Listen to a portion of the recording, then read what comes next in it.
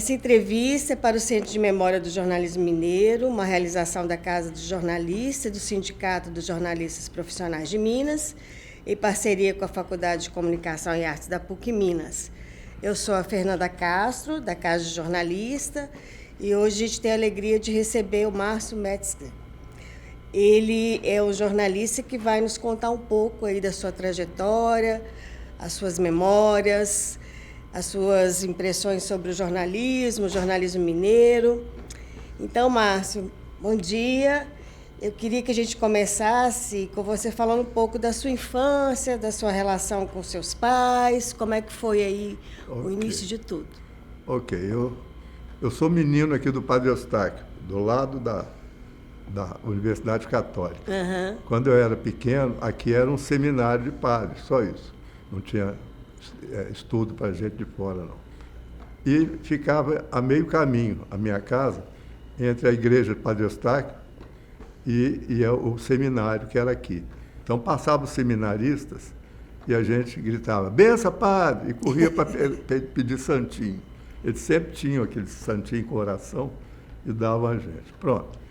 Mas, desde pequeno, eu dei a sorte de ter vocação, sabe? Desde pequeno eu sabia que eu ia ser jornalista, né? Então, o que eu escrevia por minha conta mesmo, com 11, 12 anos, escrevia contos, na máquina de escrever e tal.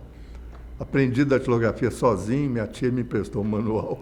Eu aprendi, batia com todos os dedos, coisa que raramente alguém é capaz de digitar hoje. Não sei se vocês aí conseguem, mas eu sou datilógrafo daqueles rápido e bem pago.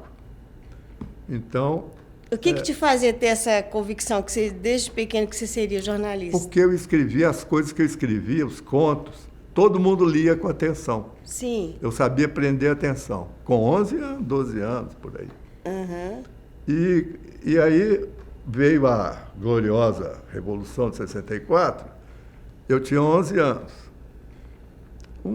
Fizemos um jornalzinho do Grêmio Literário lá e um militar do Exército foi lá nos puxar as orelhas, porque a gente estava falando coisa contra o governo. E não pode contra o governo e tal, vocês estudantes, vocês é tudo revoltado e tal. Aquele ridículo, sabe?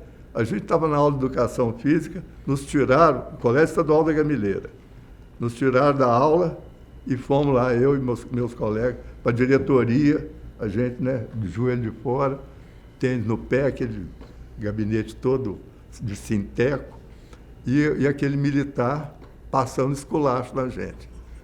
Quando eu saí de lá, eu falei assim, ridículo, né? Se é isso que incomoda, é isso que eu quero fazer. Então, desde então, eu comprei essa briga de escrever coisas. Certo. Eu sei que para a gente ser repórter, você tem que ter uma ou outra, ou as duas qualidades. Uma é uma boa cultura, conhecimentos gerais, né? Outra é o instinto de repórter, de fuçar, de correr atrás de uma história, correr perigo e tal. Esse nem precisa ter muita cultura, nem muita informação, mas o cara que tem aquele instinto de perseguir a notícia, esse é super valioso. Eu tenho alguns casos de amigos que são assim e tal. Eu sou mais do outro time, mais intelecto, mais cultura, mais informação. Então, assim, você vai escrever, você tem que escrever direito. Certo. Né? A gente vê, hoje em dia, o pessoal errando tanto, errando mesmo, não é só em vocabulário, não é só em ortografia, não, erram muito. Ortografia é erro de informação, não sabem praticamente nada, ninguém estudou nada. Né? Apurar, né? Mas aí eu sou o primogênito de 6 irmãos. Certo. Só eu que fiquei no jornalismo. Tenho um irmão que é fotógrafo, tenho uma irmã que é do Ministério Público, a outra é advogada, a outra é professora, e o caçula é do Ministério Público também. Nós somos já quase todos aposentados hoje em dia. E meu pai e minha mãe, meu pai era funcionário do Tribunal de Contas e minha mãe foi diretora de escola. Ela era diretora da escola aqui, Pedro Dutra, que fica daqui para o lado do Padre Eustáquio, uma escola na beira da favela. Certo. Ela era diretora e também, quando precisou de um reforço para construir nossa casa, ela aceitou o cargo de orientadora técnica na escola israelita, que era lá na Avenida João Pinheiro. Ela ganhava 6 vezes mais do que como diretora do Estado. Foi uma maravilha. Construímos nossa casa mais rápido. Certo. Bom, então, depois disso eu fui correr atrás de emprego, ali para os 16 anos, fui trabalhar na financeira de um banco. Certo. E cheguei lá, não sabia, nunca tinha visto nem telefone de tecla, para você ter uma ideia. Minha casa não tinha telefone. Não tinha máquina de calcular, aquelas grandonas e tal, não tinha, não sabia mexer e tal. Mas eu vi uma máquina de escrever e falei assim, eu sei bater a máquina. Eu fui lá para ser boy, né? Para ser contínuo. Uhum. Eu sei bater a máquina. Ah, sabe? Vamos fazer um teste, então. E os dois lá da sessão de pessoal me deram um recorte de jornal. Eu sentei lá a máquina e eles saíram para tomar café. Daqui a pouco a gente volta. Eu datilografei o texto, olhei, eles não estavam voltando, vou fazer de novo. Datilografei outra vez. Quando eu terminei a terceira vez, eles voltaram. Ah, conseguiu datilografar? Eu falei, está aqui, ó, eu fiz 3 vezes, vocês não voltaram. Ah, que isso, menino, você escreveu isso tudo aí? Espera aí, bota um papel aí. Bate esse troço de novo. Eu já sabia o texto de cor. De cor. Datilografei tão rápido que eles chamaram o cara que mandou me contratar. Falei, professor, vem cá ver esse menino batendo máquina. Aí ele olhou assim e falou assim, bota no processamento, lá está precisando de datilógrafo. Aí eu fui ganhar, o meu primeiro salário já foi um salário mínimo e meio. Eu ia ganhar meio salário mínimo, que era o salário menor. Quer dizer, eu já ganhei mais do que isso. Então, enfim, consegui ganhar bons dinheiros na minha vida com datilografia. Sim. E fotografia também. A gente tinha equipamento fotográfico, meu irmão tinha, e a gente fazia formatura, casamento, batismo, essas coisas todas a gente fazia, correndo atrás Sim. do dinheiro para poder viver. Bom, aí eu entrei para a faculdade, tive que sair do banco. A faculdade era de manhã, lá na Fafiche. Fafiche. Eu pegava carona com meu pai, que trabalhava na Copasa nessa época. Uhum. E me deixava na escola. Aí... Pode precisar. Pronto, meu pai me dava carona sempre, só para ir, para voltar, eu voltava de ônibus, lá do Santo Antônio, aqui no Padre Eustáquio. Aí eu comprei uma moto, comecei a ficar mais autônomo e tal, e fui tocando. Mas o meu primeiro emprego, aí a gente fazia jornal laboratório, Sim. programa de rádio como tarefa de escola e tal. Mas aí eu resolvi... aí eu tive um convite inusitado.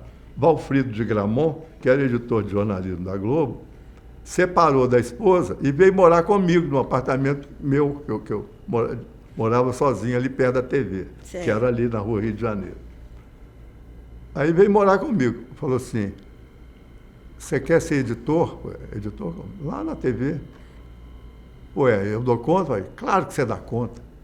E me contratou como editor de um telejornal que ia à noite. Lá, chamava Painel, ele ia lá para 11, meia-noite e meia, mais ou menos. E era todo editado em moviola, não tinha VT na época. Isso é de 50 anos atrás, 78 que eu estou falando. A gente sentava com o editor, né? O editor sentava numa moviola, luva, aquelas sacolas de flanela do lado, ia passando o filme em negativo e cortando e colando com durex, que era assim que montava o filme. E você marcava as falas e as cenas que você queria, tudo em negativo. Você não via direito. Tudo é o contrário, né? Negativo. E você não via exibido, você só via no visor da moviola. Certo. E aí escrever seu texto. Quer dizer, você tinha que expor muito texto, porque não tinha imagem para cobrir tudo. Sim. A imagem era restrita. Os repórteres saíam com, 30 pés de filme para cada reportagem. E quando era colorido, que era fantástico, né? Aí era pior ainda, aí não podia desperdiçar de jeito nenhum. Então, você já estreou com esse desafio aí do filme. Pois é. Então, você tem que saber direito o que você está escrevendo, não pode falhar, porque você vê, né? Jornalismo, deu uma falhada, pisou na bola, todo mundo vai mandado embora. Você está vendo da Globo News? Certo. Está maior incêndio lá no galinheiro da Globo News. Então, uma coisa que eu aprendi bem na faculdade com o professor Anísio Zé Leão foi ética e legislação. Ele falava assim: cuidado ao escrever sobre alguém. A coisa é muito fácil você manchar a reputação de uma pessoa e depois não ter conserto, ou você ter que responder na justiça. Certo. Eu ganhei, quando entrei para a faculdade, um livrinho sobre a lei de imprensa, ganhei a lei de imprensa, do meu pai. Que meu pai comprou porque ele estava processando o Hélio Fraga, esse que morreu há pouco tempo, Sim. do esporte dos associados. Uhum. O Hélio Fraga, meu pai era juiz de futebol também, e o Hélio Fraga escreveu que meu pai estava na folha de pagamento do Valério Doce de Itabira, um time de Itabira, porque o Valério ganhou do Atlético 2-0, e ele acusou meu pai, por ser de Itabira, meu pai era de Itabira, que teria favorecido o Valério. E aí meu pai meteu nele um processo e ganhou um dinheiro, tirou um dinheiro do Hélio Fraga. Nem sei se foi o jornal que pagou, ele mesmo pagou. E aí ele me deu, falou: aqui, meu filho, para você não cair nas mesmas esparrelas, né, toma cuidado. E eu aprendi isso, que o político vive, principalmente político, na área que eu mexi muito, ele vive da reputação dele, ele vive da imagem. Sim. Né? Então, para você manchar a reputação, você tem que estar muito seguro. Muito seguro. Sim. Né? Eu, em 74, já tinha uma filha recém-nascida, precisei de emprego seguro e fiz concurso para a Assembleia Legislativa. Concurso de agente legislativo. Era prova eliminatória da datilografia. Ah, então você Eu cheguei lá e passei em primeiro lugar. se deu bem. As outras matérias, eles amaciaram, porque eram 1.800 candidatos, só 23 passaram em datilografia. Pra você ter ideia, a exigência. Né? Uhum. E aí, eu fui o primeiro a tomar posse e tal. Me botaram num gabinete de um deputado da Arena, um deputado de direita, delegado de polícia, ainda por cima. Falei: nossa, o que eu vim fazer aqui? Eu já estava no movimento estudantil há muito tempo e eu falei: não vou me dar bem com esse homem aqui. Uhum. Aí, assim que eu tive a oportunidade, eu caí fora. Fui trabalhar num gabinete de um deputado do MDB, que era meio centro-esquerda, assim. Aí foi bem melhor. Mas eu fiquei... depois de algum tempo, eu fui posto à disposição, fui solicitado pelo secretário de Planejamento para trabalhar na Secretaria de Planejamento. A Assembleia me cedeu para a Secretaria de Planejamento. Certo. Eu fui fazer o quê? Jornalismo. Jornalzinho para divulgar as realizações do governo, certo, essas coisas assim. Uhum. E tinha coisas legais, tinha coisas muito legais. O secretário era o Paulo Haddad, professor Paulo Haddad, certo, que é do CEDEPLAR, então um homem da JUC, da Juventude Universitária Católica. Então, assim, era ótimo trabalhar com ele, fazer aquelas coisas. Então, eu fiz um jornalismo institucional bem cedo na minha vida e tal.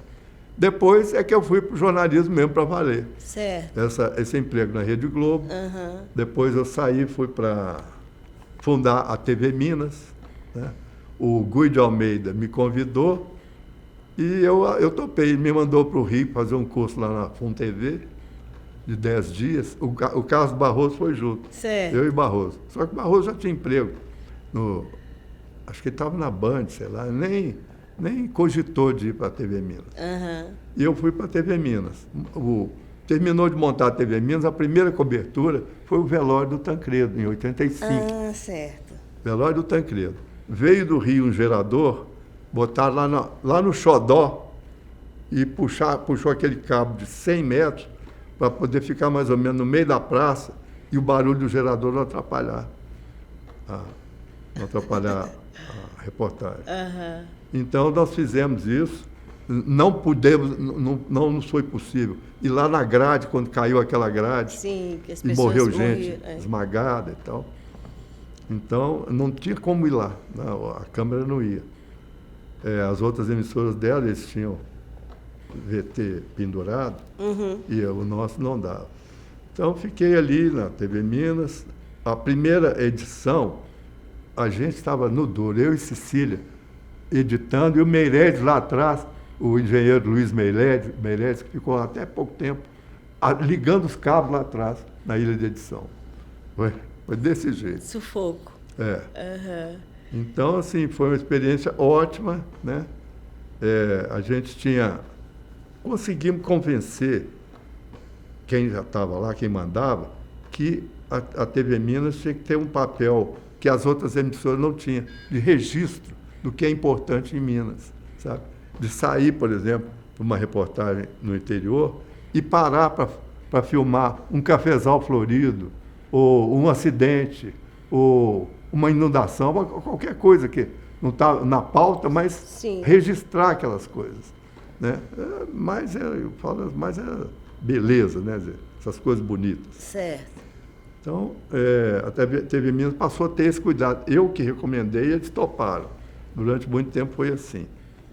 Bacana. Depois, quando entrou o governo Nilton Cardoso, que a coisa ali piorou, porque a Júnia Marise colocou para dirigir a TV o Zé Aurélio Redig, que era aqui dos Salesianos, e o Redig desgravou as fitas históricas da TV Minas para gravar Baile de Debutante da filha dele. Isso foi muito inaceitável, sabe? Assim, Imagino. fiquei furioso. Aí eu saí de lá. Uhum. Aí eu fui convidado pelo Otto Sarkis para ir para O Globo. Ah, sim. Então, aí que nós fomos. Eu comecei a fazer matérias grandes e que o Globo dava assinada. Você sabe que na sucursal, publicar uma matéria da sucursal já é motivo de comemoração. Assinada é motivo de abrir champanhe, quase. Esse é o prêmio, né? Na minha época, o Globo produzia o triplo de matérias que ele publicava. E o que ele não publicava, ele jogava na agência Globo. Eu vi matéria minha que o Globo não deu na capa do Estado de Minas. O Estado de Minas era assinante da agência Globo e publicou uma coisa. Eu peguei o Nilton no aeroporto, ninguém mais pegou, Nilton Cardoso. Esse período do Globo foi riquíssimo, porque aí eu aprendi o que é um órgão de imprensa poderoso, né? Olha, sábado não tinha nada para fazer, a gente ficava ligando para os políticos para tentar pegar notinha para a coluna do Suan. Sim. Suan não era ninguém, era todo mundo, era Suan, né? Os Osmo eram os Osmo, Barroso do Amaral. Mas o Suan não existia. Era qualquer um que escrevia as notícias, para pegar a coluna. Coluna de política. Suan não, Suan era coluna social. Sim. As colunas de política. Uhum. Aí, sabe o que é ligar para a fazenda do Aureliano Chaves, ele descer do cavalo para falar com o Globo? Nenhum jornal tinha esse prestígio. Tinha mexido, não tinha esse prestígio. Né? E era fácil, era tranquilo. E essa coisa, teve uma vez me mandaram para Ouro Preto que iam começar a filmar um filme da Universal Pictures lá, com o Paul Mazursky, que era o diretor, e a Sônia Braga ia trabalhar no filme, chamado Luar sobre Parador. E eu recebi a instrução da Tereza Jorge, que era editora do segundo caderno do Globo, que o diretor não dá entrevista. Então, faz o entorno ali, pega, acompanha e tal. Mas eu dei uma sorte que, quando eles foram almoçar, o agente lá, o assessor de imprensa, falou, nós vamos almoçar agora. Eu falei, onde vocês vão almoçar? Restaurante Chafariz. Eu falei, nós vamos almoçar lá também. Não, o restaurante fechou para nós, só para nós. Eu falei, quero ver. Eles fecharam a parte do fundo do restaurante. A parte da frente estava livre, nós sentamos e almoçamos. E eu reparei que eles... Você vai ficar reparando tudo, né? Ninguém dá entrevista. Que eles só consumiam Pepsi Cola, Pepsi. Parece que era um patrocínio, obrigação deles consumir aquilo. O Mazurski estava sentado, comeu pra caramba, comida mineira, ficou meio afogueado e levantou e veio pegar um ar cá fora, passou por mim. Eu virei para ele, e aí, senhor diretor, o senhor gostou da comida? Ele falou assim, sim, eu já almocei aqui uma vez, não é a primeira vez que eu venho aqui, não. Na hora que ele falou isso, ele sentou na minha frente, eu tirei o prato, meti o gravador e fiz uma longa entrevista com ele. Foi com a minha cara. E falou que ele estava marcando locações e tal. Eu fui aprendendo como é que a Universal Pictures faz filme, né? Sim. É uma coisa muito profissional, muito cobrada, né? Não tem jeito de dar errado, porque aquilo é um prejuízo danado se ficar um dia sem filmar. Então, aí quando eu voltei, a ordem que tinha recebido era vir seguindo a comitiva dele, com o carro de reportagem, até eles passarem por Belo Horizonte e ir para a Bahia. Iam subir para 262 em direção à Bahia. Aí eu podia ir para a redação. Eu fui antes. Cheguei lá, eles já foram embora? Eu falei, não foram ainda não. Mas por que você não cumpriu sua pauta? Que eu tenho uma exclusiva do Paulo Mazurski. Aí, deixa eu escrever, elaborar para dar tempo. No dia seguinte, estampado, fotos grandes e assinada. Pela sua persistência, o seu feeling de insistir e ir até o restaurante, né? Pois é. Não, e aí o cara tentava dar passa-moleque na gente, mas, que é isso, moço, você está no meu país, nós somos do maior jornal que tem no Brasil, você acha que você nos intimida? Né? O meu fotógrafo era Marcelo Prates. Muito bom. Então, Márcia, aqui nos bastidores também, antes da gente começar, você contou da sua primeira matéria que emplacou no Globo, do Cavalo Campolina. Sim. Conta pra gente, Sim. É interessante. Eu entrei no Globo, acho que numa terça-feira, na quinta me mandaram para Entre Rios de Minas, numa fazenda chamada Gastão, não sei o quê, Gastão Rezende, para fazer uma matéria sobre leilão de cavalo campolino. Lá era uma fazenda que fazia leilões. Não só os dele, mas dos outros criadores ali. E quando eu fui sair para lá, o cara da tesouraria me entregou uma quantidade de dinheiro que eu fiquei estupefato. Por que isso, essa quantidade de dinheiro? Não, se o carro de reportagem quebrar o motor, você compra um motor. Se você alugar um helicóptero, você aluga um helicóptero. Que isso? Existe isso? Claro que existe. Pode levar. Enfim, chegamos lá, fomos entrando na fazenda e vimos a primeira cena curiosa. Um tratorzinho percorrendo o pasto, derrubando os murundu de cupim, aqueles cupins, e uma fileira de siriema correndo atrás. 6 siriemas perseguindo o trator. De vez em quando elas juntavam todas em alguma coisa ali. Era ninho de cascavel.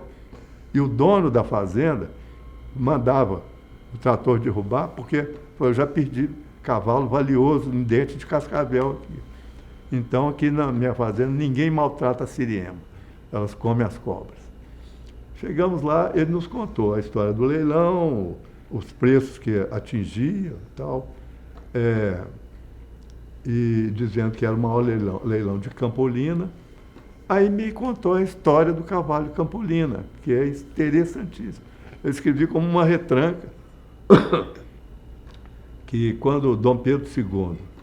que tinha um fazendeiro chamado Clélio... não sei o que, Campolina, esse sobrenome. Ele fornecia cavalo, percheron, para puxar bonde no Rio de Janeiro, quando os bondes eram puxados a cavalo. Aquele cavalão francês, das patas peludas, dessa largura, assim. Então. E esse cara, ele fornecia...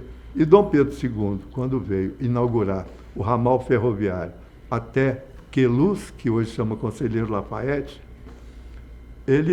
o Campolina organizou uma cavalhada, aquele combate de mouros e cristãos, em homenagem ao imperador. E montaram lá os cavalos e botaram os de vermelho, os de azul, para combater. Eu sei que na frente do imperador, os mouros entusiasmaram e ganharam dos cristãos. E aquilo foi uma vergonha tão grande para o Campolina, porque o imperador virou para ele assim: se não me engano, senhor Campolina, são os cristãos que vencem, não? Ele falou: o senhor me desculpa, o senhor me perdoa e tal. Dom Pedro foi embora e o Campolina caiu em profunda depressão, enfiou no quarto e queria morrer de vergonha por ter dado vexame na frente do imperador. Foram lá na corte e contaram para Dom Pedro. Dom Pedro viu assim: bobagem, vou escrever uma carta para ele aqui. Vocês passam na Real Cordelaria, que é ali em aquela cidade antes de Ouro Preto, tinha um lugar lá, hoje é uma escola, era Real Cordelaria. Criavam cavalos lá. E dá para ele de presente uma égua, tem uma égua lá maravilhosa, meio árabe, chama Medeia. Dá ele de presente essa égua, ela está prenha. Aí chegou lá, o cara recebeu essa égua, teve um potrinho chamado Monarca, que virou o pai da linhagem dos Campolinos. Ele desenvolveu um cavalo, um pouco percheron, e com todo o porte, garbo e maciez do cavalo Campolina, para virar o Campolina, a raça Campolina. Foi assim que surgiu essa raça. Então, hoje, essa raça está meio esquecida, porque o Manga-Larga Machador dominou para valer. É um cavalo que não sacode. Ele não anda trote, não. Ele anda a marcha. Aquelas marchas batidas assim e tal. Aí, então, essa foi a matéria. Eu fui escrever, sentei para escrever e com a minha datilografia rápida, eu escrevi 5 laudas de matéria. Passei para o cara do Telex mandar para o Rio. O cara do Telex levantou de olho regalado, foi lá no Lindenberg. Ô chefe, aqui é a matéria do cara novato aí. Aí o Lindenberg falou: ô Márcio, meia lauda e tal. Eu falei: que isso, Lindenberg? Uma viagem desse tamanho. Então, para escrever meia lauda. O doutor Roberto Marinho não gosta de cavalo? Vamos mandar tudo para ver. Eles publiquem lá o que eles quiserem, melhor cortar do que faltar. No dia seguinte, página inteira assinada, festa da redação. Aí eu fiquei com o maior prestígio com eles lá. Maravilha. Então, as 5 laudas valeram, né? Valeram. E acabou sendo, emplacando aí. Então, aí eu tive umas outras experiências, acho que tem uma coisa de cavalo que vale a pena contar para você aqui. Em 2002, eu fui ao norte do Brasil fazer uma série de matérias para a revista do Sebrae. E primeiro era em Belém, depois Manaus. Em Belém estava tendo a festa do Círio de Nazaré. E eu não pude assistir porque eu tinha que pegar um ferry-boat para Marajó, que a matéria era Turismo Rural Integrado, lá em Marajó. Aí eu fiquei com pena e tal, mas fui para Marajó. Cheguei lá, tinha Círio lá também, o Círio de Soure, cidade de Soure, tinha o Círio. E estava tendo lá em Marajó uma gravação do programa No Limite 3, aquele programa da Globo. Sim. Que o pessoal fica no meio da mata e tal. Eles alugaram uma fazenda, os participantes não sabiam que eles estavam tão perto de uma cidade cidade de Soure. Aí eu quis enfiar o bedelho lá, né? Vou ver se eu enfio. Era proibidíssimo entrar lá nessa fazenda e tal. Eu dei um jeito, escondi meu equipamento fotográfico no fundo do carro do Sebrae e fomos para lá. Passamos pela guarda, pela entrada, e fomos almoçar lá nessa fazenda. Eu ia fazer entrevista com o dono e a dona. Aí chega quem? Capitão Marconi, chefe do Projac no Rio de Janeiro, da Globo. Chefe do Projac da Globo do Rio de Janeiro. E ele me conhecia, que eu tinha feito um curso lá. Ele foi me olhando assim e falou: ô Caboclo, você não é daqui não, né? Eu falei: não, eu sou de Minas. Não, eu te conheço lá do Rio. Eu já fiz um curso lá. Você é jornalista? Mas não é possível deixar entrar jornalista aqui. Não pode, gente. Tal. Calma, capitão. Eu não estou aqui para mexer no seu No Limite, não. Eu estou fazendo matéria para o Sebrae. A revista vai sair daqui 1 mês. Uhum. Ah, é? Não, então tudo bem. Aí ele falou: nós já terminamos a gravação e vamos retirar o equipamento, tirar as fotos, tirar as fitas e tal, e recolher o equipamento. E só vamos gravar lá na praia o resultado. Tinha um negócio lá de ganhador, eles iam escrever com fogo. Sim. Na praia, uma coisa assim. Só isso que você não pode ver. Aí lá fui eu e o dono da fazenda, que estava morrendo de curiosidade de ver o que a Globo fez lá. E ele ficou espantado. Ele falou assim: a vida toda eu lutei para ter um telefone aqui. A Globo chegou e fez assim. 3 dias depois tinha 2 linhas telefônicas no alojamento que eles construíram aqui dentro. Eles fizeram uma ponte, tinha uma restinga assim, eles fizeram uma ponte para ligar na praia. Eles botaram rede nas pontas dessa restinga, de um lado do outro, para as arraias não entrar e ferroar os participantes, né? E eu tive que amarrar meus crocodilos todos pela cintura. Você via os crocodilos amarrados aqui assim, ó, com corda de nylon, grossa assim, amarrado nos cajueiros, para não ir lá morder o pessoal do No Limite. Quer dizer, eles estavam na maior segurança. Sim. Numa daquelas torres, eles construíram várias torres para os cinegrafistas ficarem em cima. Encontrei até fita Betacam lá gravada com o pino virado, quer dizer, estava gravado. Eu desci as torres. Quando eu fui descer, um degrau quebrou e eu rumei no chão e torci o joelho, esse joelho esquerdo. E fiquei lá meio contorcendo de dor. Chamaram os paramédicos da Globo, eles me atenderam, me deram uma injeção no joelho, um analgésico, e falaram: o senhor não vai sair daqui não. Nós vamos arrumar alojamento para o senhor, aqui na fazenda não tem, mas nós vamos arranjar. Amanhã o senhor vai no hospital lá em Belém, credenciado pela Globo, para fazer um exame mais completo. Eu falei: eu vou nada, amanhã eu vou para Manaus. Aí eu fui para... Me hospedaram na casa do coronel Alacide Nunes, que foi governador do Pará na época da ditadura, o governador nomeado, e depois ele foi tão bom governador que ele foi eleito depois. Tempo depois ele teve outro mandato. E o filho dele era vice-governador, chamado Hildegardo Nunes. E o Hildegardo me convidou: falou: vamos cavalgar no Círio de Soure, eu vou mandar, sei lá, 2 cavalos para nós. Aí vem ele com 2 cavalinhos assim, pequenos, sabe? E eu olhei a sela era de borracha. E o estribo só cabia o dedão do pé. Eu falei assim: você não tem sela direito aí não? Sela de couro? Eu falei: não, essa sela é de serviço para entrar nas lagoas, para tirar búfalo. A sela de couro apodrece. Eu falei: pois é, mas nós estamos na seca. O projeto é de turismo, vai precisar ter cela confortável. Ninguém vai montar nessas celas aí.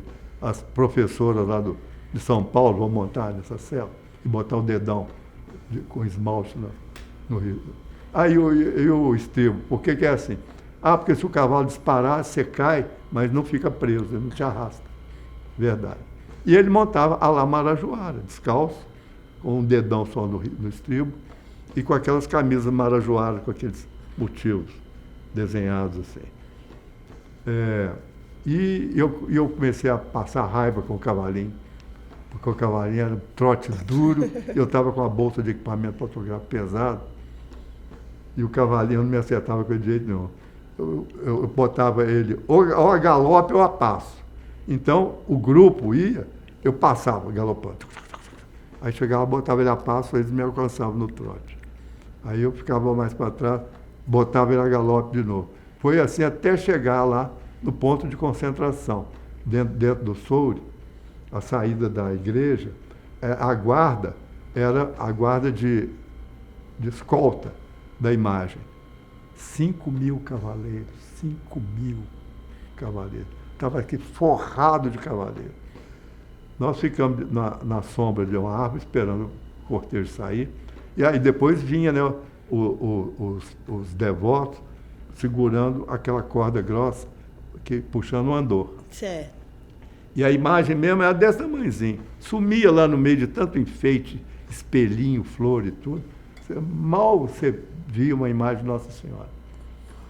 Então, enquanto a gente estava esperando lá, eu olhei e vi um cavalo preto, alto, sabe? Assim, elegante, com as quatralvos, né, com as patas brancas, as 4 patas brancas. Eu falei assim, ó, Idelgardo, para mim o melhor cavalo que tem aqui é aquele lá, ó, aquele pretão lá. Ele olhou com desprezo, assim. Aquele cavalo tem 3/4 de sangue campolina, ele não consegue registro como cavalo barajoara. Você vai me desculpar, lá em Minas a gente chama aquilo ali de cavalo. Isso aqui a gente chama de pangaré. Ele não conversou mais comigo o resto do desfile. Enfim, então, o resultado é que no dia seguinte eu não fui para o Hospital de Belém, peguei o avião, fui para Manaus. Minha primeira matéria era sobre aquelas empresas incubadas, Sim. Incubadora de empresa. O Sebrae participava, o Banco do Brasil, a Universidade Federal do Amazonas e tal, e dando incentivo para quem quisesse empreender. Tinha o imóvel, o lugar, né, o galpãozinho e tal, certo. Eletricidade, água, tudo de graça durante 2 anos, para você deslanchar, aí depois tinha que sair. E um desses que eu peguei era um professor da universidade que queria empreender umas pomadas. Ele viu que eu estava puxando da perna, a perna meio inchada. Assim, ele falou, o senhor está com algum problema na perna? Eu caí da torre no limite lá em Belém, lá em Marajó. Ele falou assim, foi lá, pegou um tubinho, falou, passa isso aqui hoje, quando você voltar para o hotel, e amanhã de novo. Menina, subiu, desapareceu o troço. Fui ver, era Copaíba, negócio de Copaíba e tal, enfim. Mas então é isso, eu saía para fazer essas reportagens grandes, sempre gostei de fazer reportagem grande. Uma vez eu estava dando uma aula numa faculdade, essas aulas extras, né? E os alunos me perguntaram, você já ganhou algum prêmio de jornalismo? Eu falei, não, eu nunca pensei em fazer matéria para ganhar prêmio, escrever uma matéria para ganhar prêmio. Mas eu fiquei atento para isso e o Sebrae me encomendou uma matéria sobre Estrada Real. Eu saí com o meu carro, o Santana, e saí aos trambolhões fazendo o itinerário da Estrada Real. Certo. E a minha mulher ficou de secretária em casa, ligando, reservando hotel, marcando entrevista com o prefeito, com a autoridade, com o padre, com esse pessoal. E eu fui fazer essa matéria, eu pus o nome dela assim, o ouro se foi, que venha o euro. E a matéria deu mais de meia revista do Sebrae. A Cândida Bittencourt, que era editora, né, falou assim, não era para pôr mal, não, mas está tão boa que eu pus ela inteirinha.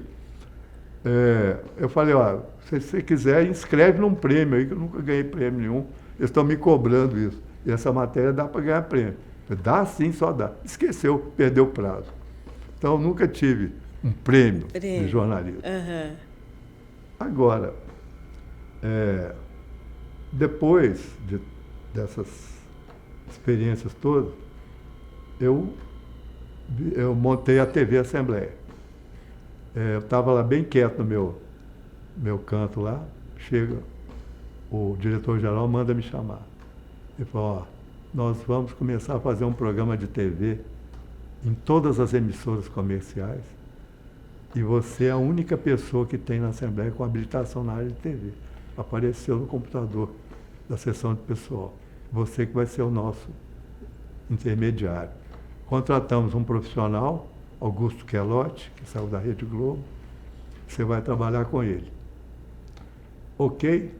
Ok. Eu estava assim, comecei a pisar nas nuvens, né? Ia fazer o que eu quero por televisão, né? Eu saí assim, pisando leve, né, nas nuvens. Quando eu cheguei na porta, ele falou, peraí, tem mais uma coisa. Vou dobrar seu salário. Aí completou. Você acredita? Quando eu saí de lá, quando eu aposentei, saí, eu encontrei com ele, Dalmir de Jesus. Falei com o Dalmir, falaram que você é ótimo administrador, mas comigo você errou. Errei como? Pelo contrário, sempre te prestigiei, sempre elogiei seu trabalho e tal. Eu falei, pois é, mas você dobrou meu salário para eu cuidar da TV.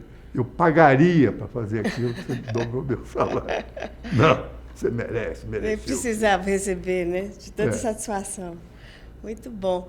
Márcia, suas experiências, principalmente em 2 veículos, né? TV e impresso, né? Sim.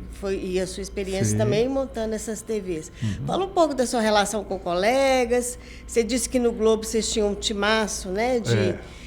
Relembra pra gente aí quais eram os seus companheiros. A gente sabia que estava em ótima companhia, não tinha ninguém ali para pisar na bola. Assim. Todo mundo era bem escolhido mesmo. O chefe de reportagem era o Otto Sarkis. Depois o Otto saiu, ficou a TT Rios, que também era boa. O chefe da sucursal era o Carlos Lindenberg. E tinha o Américo Antunes, era o repórter de economia. Tinha o Miguel Rezende, que há pouco tempo aposentou pela Inconfidência. Miguel Rezende era polícia. Sulamita Estelian era política. Tinha a Norma era redação. A Ana Arsênio fazia geral. Eu entrei para geral também, mas geral cobre qualquer outra área, né? Sim. Que o profissional não está, teve algum problema. Então, foi uma grande experiência trabalhar com esse time. Sabe, gente que até hoje eu tenho o maior prazer de encontrar, a gente se lembra bem. Eles também gostavam da minha companhia lá. Com certeza. Em televisão, você sabe que o seu trabalho depende do trabalho dos outros, do cinegrafista, do editor, do iluminador, né? Então, não tem como você assim, ser totalmente responsável ou culpado por alguma coisa que deu errado. Sabendo que é muito fácil o pessoal de estúdio matar uma apresentadora bonita mexendo na luz. Você sabe. Assim, eles sabem também, não é? Uhum. Então, você não fez a luz. A moça veio de férias, está bronzeada, o cabelo está mais claro. Se você não fizer a luz de novo, se você fizer com a luz anterior, dá tudo errado. Mas então, assim, é um trabalho que é uma cachaça, porque televisão é cachaça. Você fica até a hora que for. Ninguém está ligando para relógio de ponto, nem para horário, não. Você fica, você tem que terminar aquilo, vai sair. Quando eu fui fazer esse curso da FUN TV, lá no Rio de Janeiro, eu cheguei lá no dia seguinte ao dia da tragédia, que caiu um avião da Petrobras com uma equipe de cada TV do Rio de Janeiro. Na Globo foi a equipe do Lobinho, o sei o que Lobo. Era um amigo que a gente tinha lá. Já perdi o resto do nome dele. Então, cada emissora perdeu uma equipe. E eu fui lá nos estúdios, fui lá nas ilhas de edição, e tinha uma editora prantos e editando a matéria do acidente. Eu falei, nossa, mas ficou tão abalada assim. Foi porque a repórter que morreu era a namorada dela. Então, ela está arrasada, mas ela aguentou. É aquela coisa que a gente conta como piada no curso de jornalismo. Você está na ilha de edição, terminando de editar sua matéria para entrar, aí seu irmão liga na ilha e fala assim, nossa mãe morreu agora. Ah, vai chorando aí que daqui a pouco eu vou. E termina e entrega a matéria aí que vai chorar. Então é assim, televisão é aquela cachaça, tem que ter, nunca você vai ligar na hora do Jornal Nacional e não vai ter Jornal Nacional porque alguém morreu, alguém machucou, né? Ou o estúdio pegou fogo, arruma um jeito de ter jornal de qualquer maneira. Isso é a TV. E o jornalismo, não. O jornalismo impresso depende só de você. Aí você pode aprofundar mais, você pode elaborar mais o texto, você pode usar um vocabulário maior. Porque tudo que está escrito, a pessoa lê com calma e pode recorrer e tal. Na TV, não, você tem que usar aquelas palavras que todo mundo entende, não vai ter muita dificuldade para pegar. Então a gente aprende também, que isso também é uma arte, a simplificar a informação que você vai dar. A gente nota muito, por exemplo, na Globo, o repórter que é local do Rio de Janeiro por causa do X. Puxando o X. Mas os que fazem nacional tem que ter um sotaque, não ter sotaque, tem que ter uma inflexão que todo mundo entende e todo mundo aceita. Uhum. Tem umas coisas que eu já notei também. O tanto que hoje, não sei se é pelas redes sociais, o tanto que as pessoas hoje estão dependentes de Globo News, de programa talk show. Certo. Eu não consumo talk show, eu consumo notícia original, factual. E as conclusões eu mesmo tiro. Né? Eu já sou muito experiente em jornalismo, eu vou querer saber o que a Sadia acha de tal coisa. Não. Às vezes o Guga Chakra, eu ouço alguma coisa interessante dele. O Gabeira eu gostava muito, o Gabeira agora está ficando meio devagar. Então, assim, é muito raro eu parar para ver alguma pessoa dar opinião. Uhum. Né? Podcast eu não sou de assistir. Sim. Né? Eu assino o Haaretz, que é o jornal de oposição lá de Israel, que não tira o chapéu para o Netanyahu de jeito nenhum. Quer dizer, está sempre pegando no pé do Netanyahu e que dá noticiário. Né? Então, consumo o New York Times e o The Guardian. É o jornal mais isento que eu conheço, é o The Guardian. Né? Recebo também algumas coisas em francês, mas francês não leio tão bem quanto eu leio inglês. Certo. Né? O País também, o País, também recebo. E os jornais aqui, os grandes, porque, queiramos ou não, é no Estadão, é na Folha de São Paulo, e é no Globo, que você vai ler as notícias. O que fulano falou, o que fulano não falou. Né? Agora, você vai ler editorial e coluna se quiser. Não precisa ser lido. Tem uns caras que são muito bons, Rui Castro, por exemplo, eu gosto de ler, quase tudo dele é sempre muito bom. Mas aí já é para me divertir, não é para me informar, não. Então, assim, eu acho que eu estou bem informado, porque hoje eu sou inativo, mas eu fico na frente do computador e da TV o tempo todo. Acompanhando isso tudo. Márcio, vamos voltar um pouco lá quando você viveu já como jornalista e, né, viveu aí o período da ditadura, censura. Você disse que desde bem jovem já era do movimento estudantil. Como é que você lidou com essa fase que foi tão dura aí para os jornalistas? Comenta um pouco para a gente. Eu falo que eu cheguei atrasado na luta armada, porque eu entrei para a faculdade em 72. Já tinham desbaratado os grupos todos. Hoje, o único amigo que eu tenho que foi da luta armada mesmo é o Apolo Eringer. Né?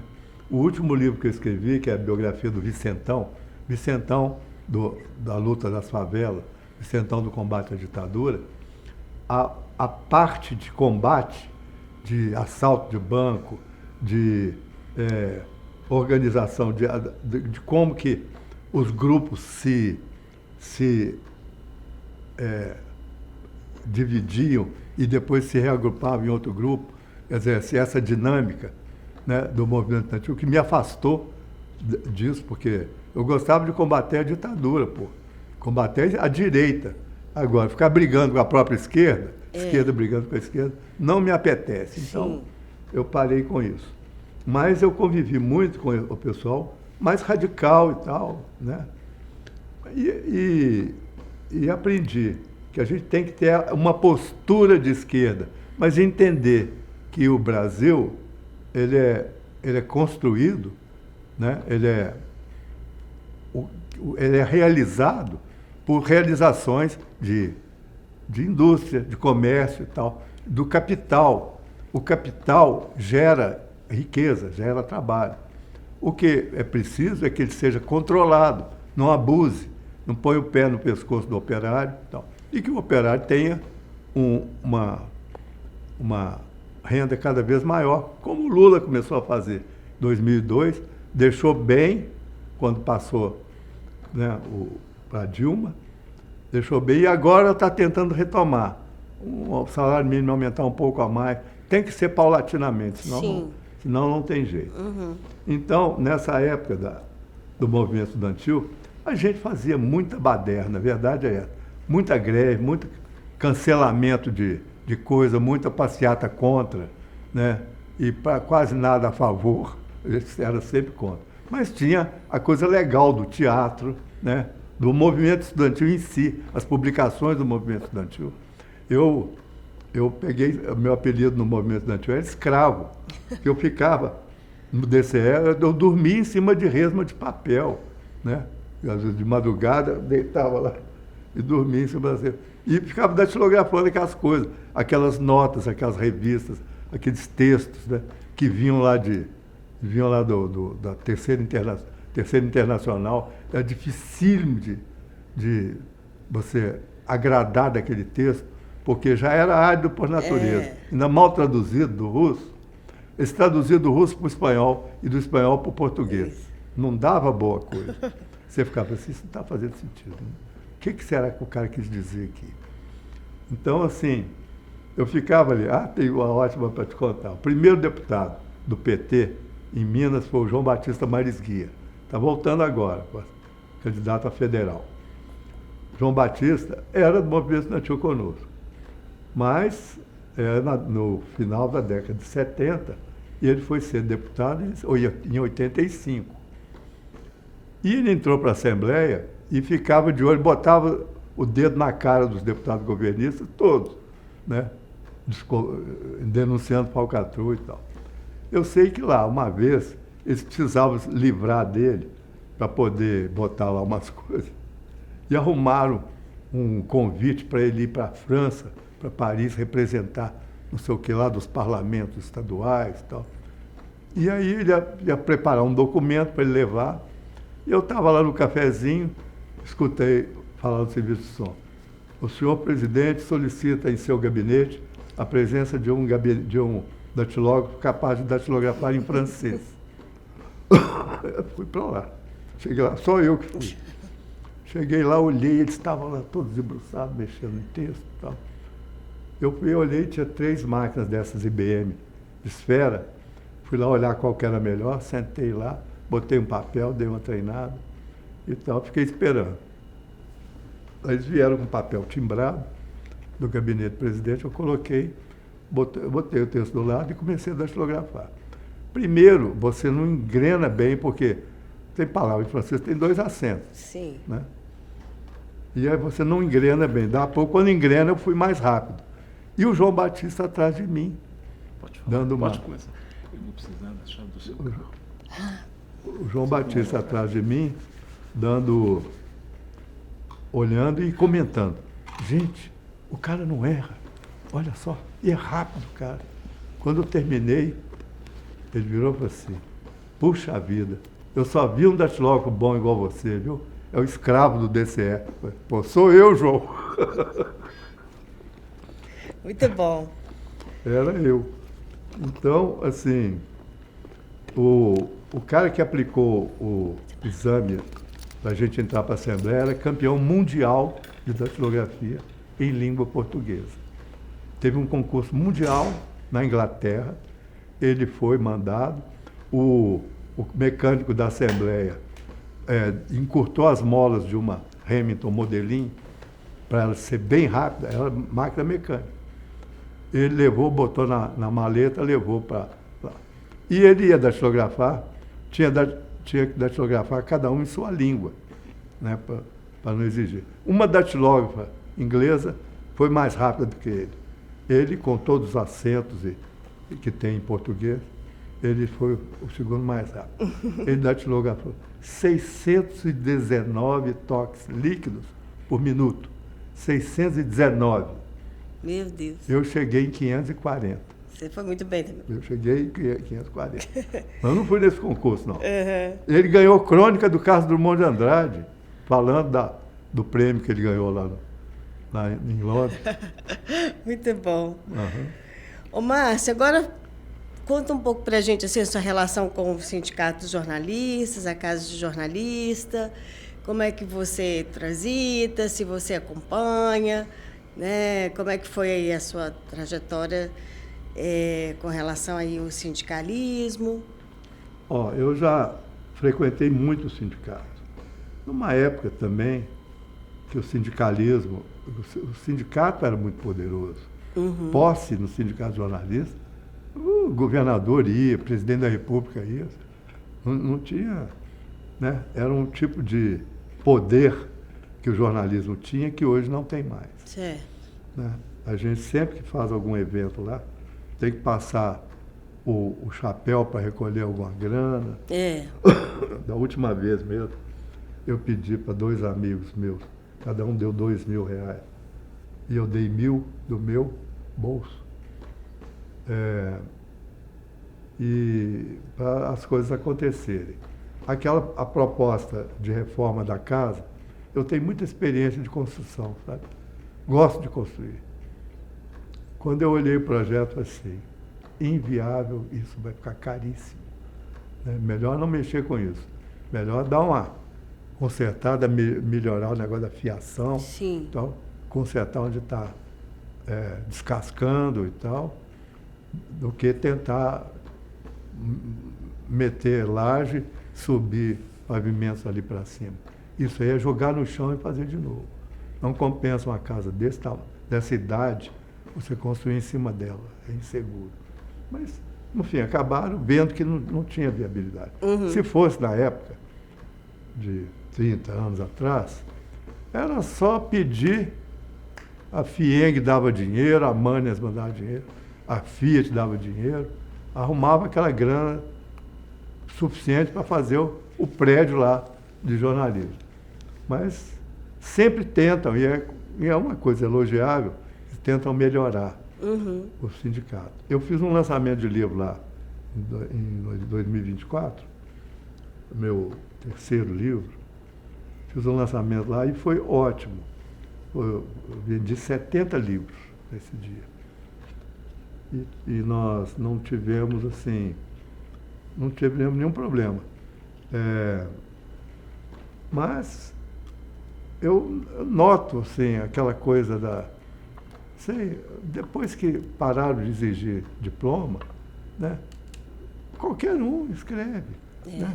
Hoje, os imbecis estão escrevendo em rede social livremente. A pessoa não se envergonha de publicar em rede social.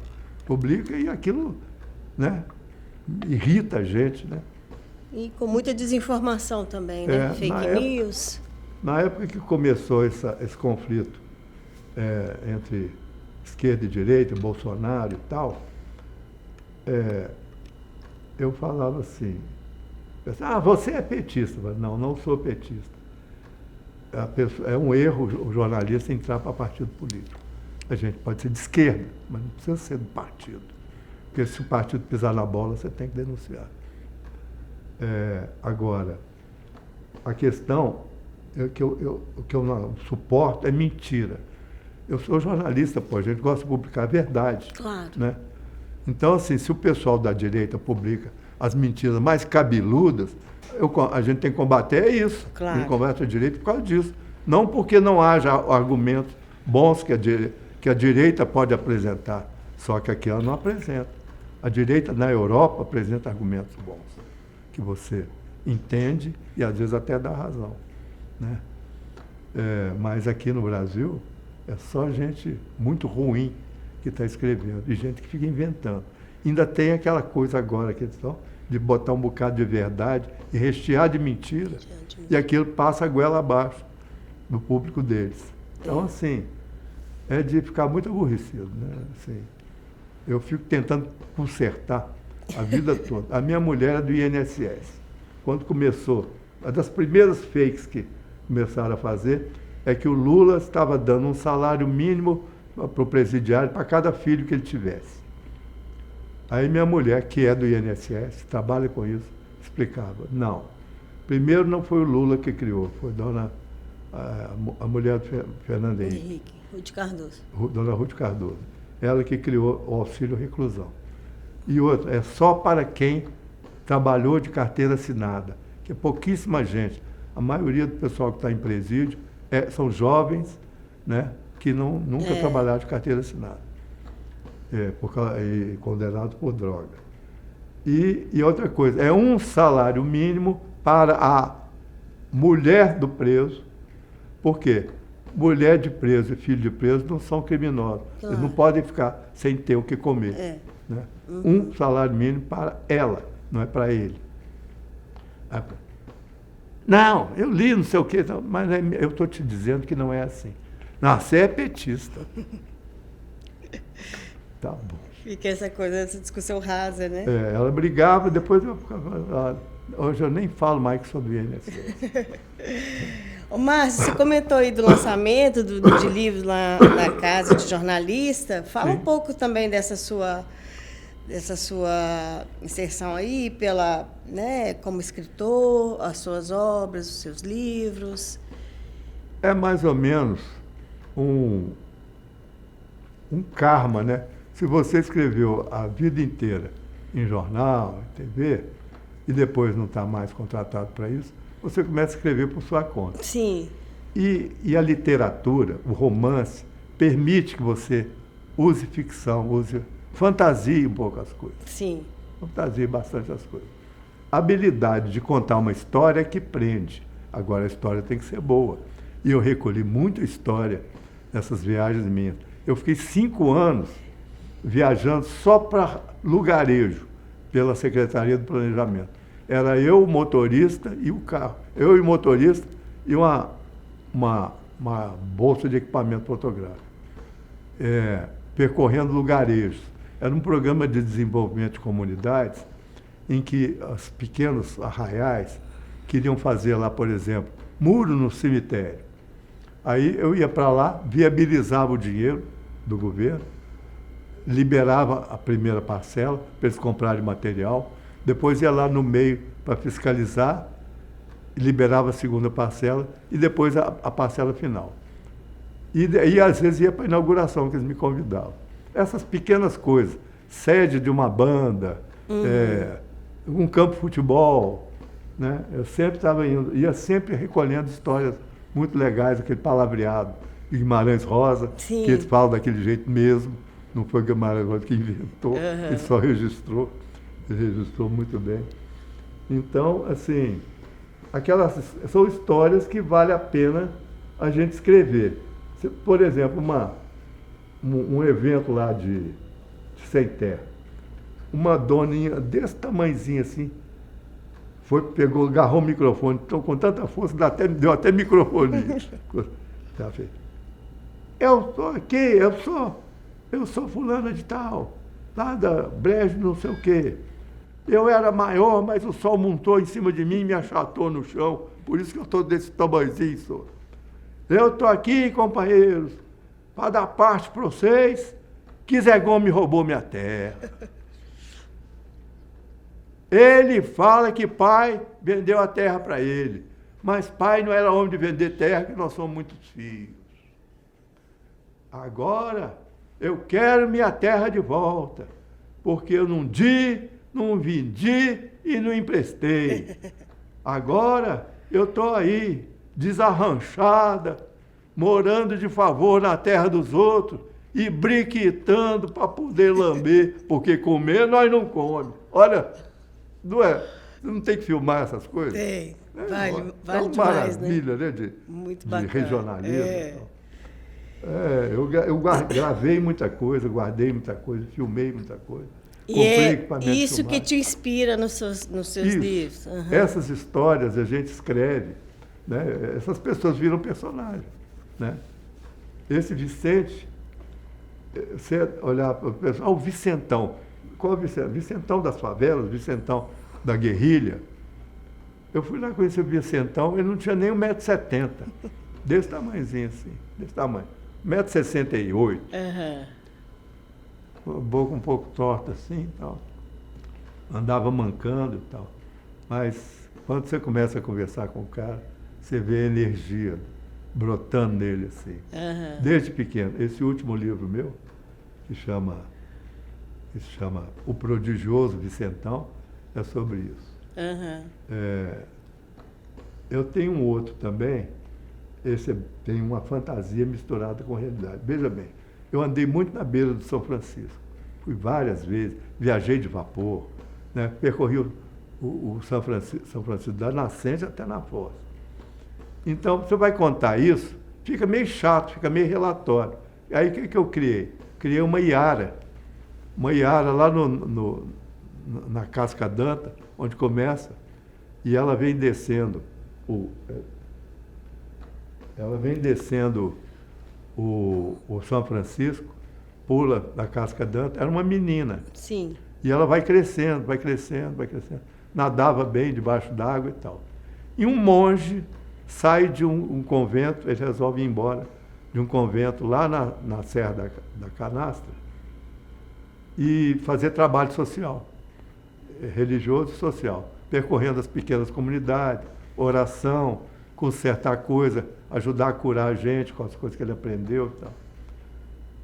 E ela por dentro do rio e ele pela margem do rio. Uhum. Lá pelas tantas eles se encontram.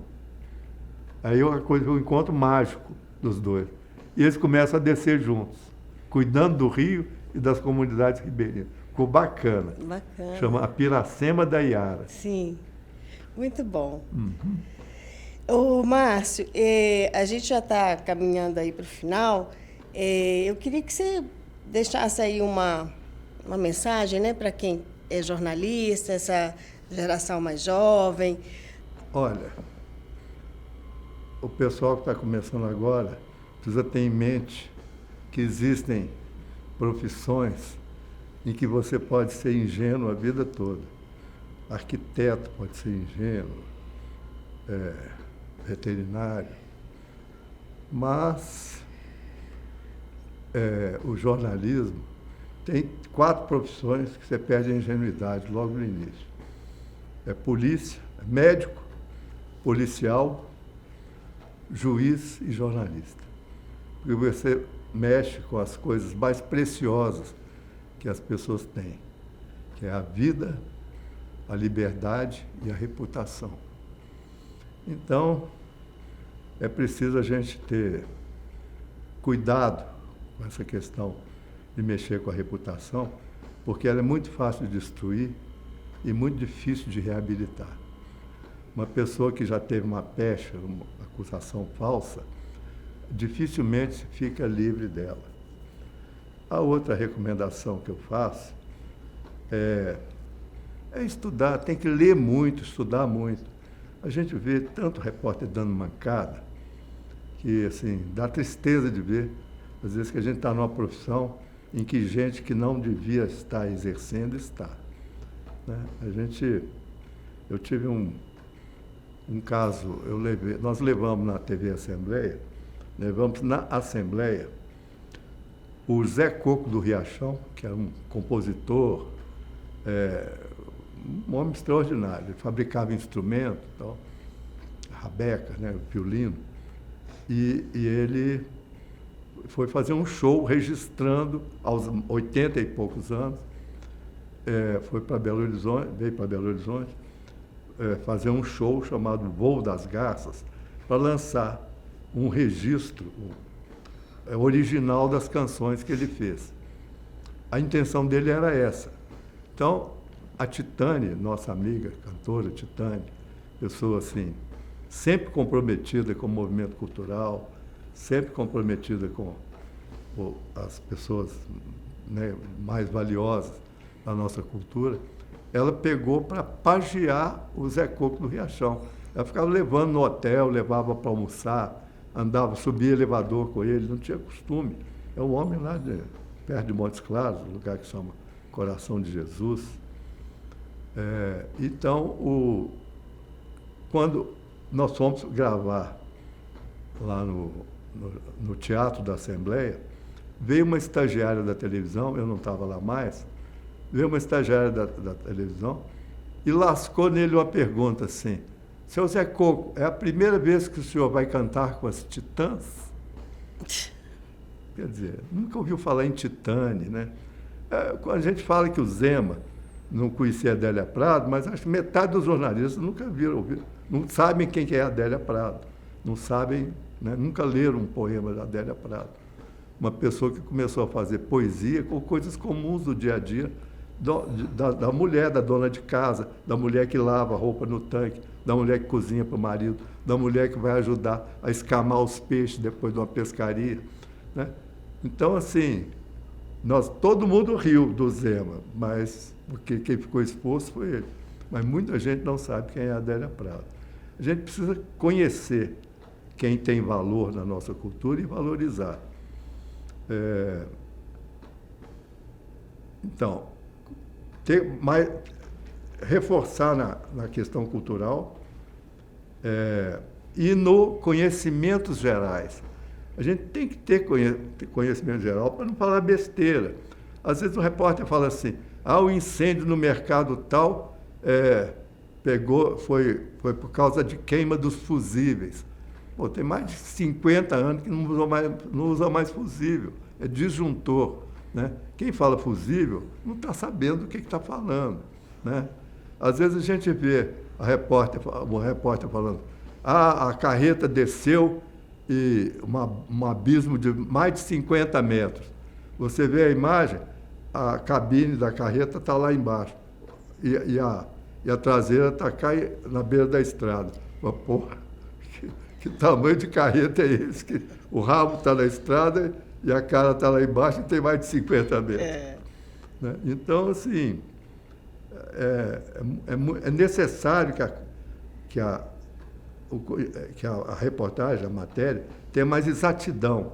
Né? Não tenha dó de perguntar como é que escreve seu nome. Hoje as pessoas têm nome cheio de Y, cheio de H, né, que os pais e mães põem.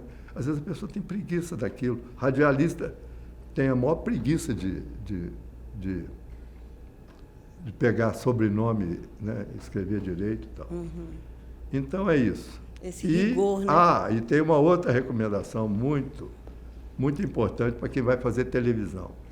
A TV, a reportagem não é o show de fulano de tal, o seu show.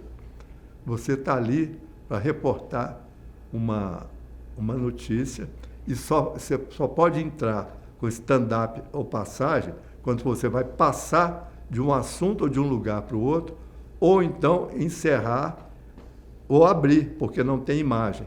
Eventos futuros, eventos passados. E ficar escrevendo passagem só para você aparecer no vídeo, parece que a função da TV é te divulgar e não divulgar a notícia que você teria que divulgar.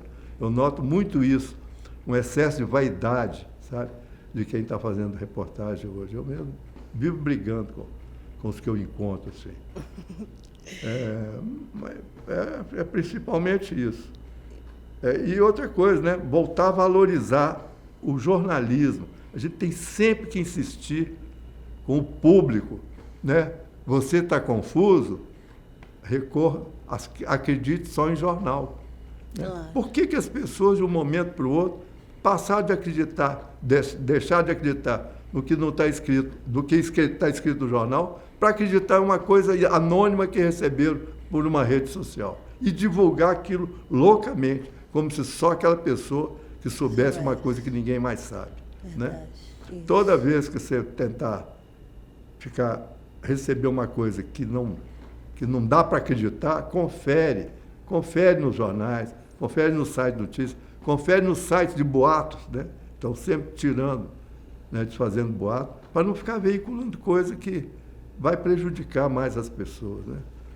Ótimo. Então é isso, minhas recomendações são essas. Maravilha, Márcio. Márcio, você tem mais alguma lembrança? Você quer destacar mais alguma coisa? Ou você acha que a gente... Eu quero contar uma última historinha. Conte. Eu fui demitido da TV Assembleia, eu era o diretor. Eu fui demitido. O diretor-geral me levou para almoçar no Vecchio Sonho, que era o restaurante dele, e falou comigo, olha, nós estamos querendo experimentar um outro tipo de gerenciamento, você gosta muito de se envolver com tarefa, e não é o caso, a estrutura está crescendo muito, então nós queremos experimentar uma outra pessoa ali e tal. Aí eu vi, fiquei chateado, falei, eu gosto do trabalho, pô. Ficar chateado de sair, mas você que manda, eu vou sair. E saí, falei, olha, você pode escolher o que você vai fazer. Eu resolvi fazer vídeos sobre as cidades onde ia descer o sinal da TV Assembleia, vídeos comemorativos, divulgando aquela cidade. Então eu passava uma semana em Uberlândia, uma semana em Teófilo Otoni, uma semana em Montes Claros, tal. Com equipe, tal, eu escolhi a equipe e tal.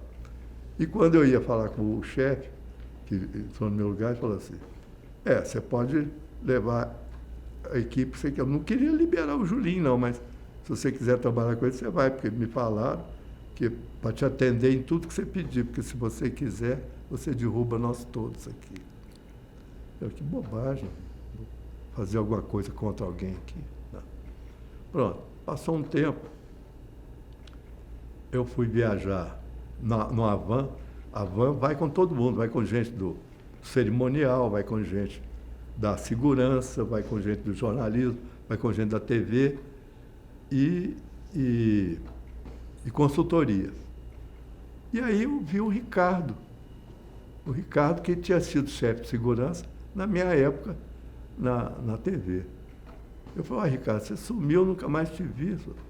Você saiu da segurança há muito tempo? Saí no mesmo dia que você e pelo mesmo motivo. Que isso, Ricardo? Bobagem. Me conta aí. Ele falou, não, aqui dentro da van não vou te contar, não. À noite no hotel eu te conto. Aí ele sentou comigo, sentamos, abrimos uma cerveja, eu fiquei horrorizado com o que ele me contou. Márcio, você lembra uma vez que você encontrou comigo e eu estava com dor de estômago, tomando comprimido para dor de estômago? Você me perguntou o que eu tinha, e eu falei, teve a eleição, agora é a pior época para nós da segurança, porque os deputados que perderam a eleição vão roubar tudo no gabinete. Roubar e enfiar dentro do carro, computador, quadro. É uma coisa tensa, porque não tem como impedir, não tem como comprovar e tal. E você me falou o quê? Ricardo, eu contando. Eu teve uma época que eu queria tirar as equipes de dentro dos plenarinhos. O plenário mesmo, cabe, é grande. Agora, os plenarinhos, a presença do cinegrafista ali dentro, com mais um auxiliar levando fita, tirando fita e tal, incomoda demais. Luz, né, luz em cima e tal. Eu queria passar para a câmera de controle remoto. Eu instalo uma câmera lá em cima, eu faço tudo. Só quando o repórter for fazer reportagem, ele já faz do lado de fora do recinto, não precisa atrapalhar. Uhum. Aquela coisa está interferindo demais. Aí eu licitei e mandei comprar 2 câmeras para experimentar. Primeiro, num plenarinho, vieram aquelas câmeras de imagem maravilhosas, mas era câmera de segurança, dava catranco. Ela não girava, não tinha movimento assim. Eu botei o melhor operador, não adiantava. Câmera de segurança. Sim. Perfeita a imagem. e ficaram encostadas lá.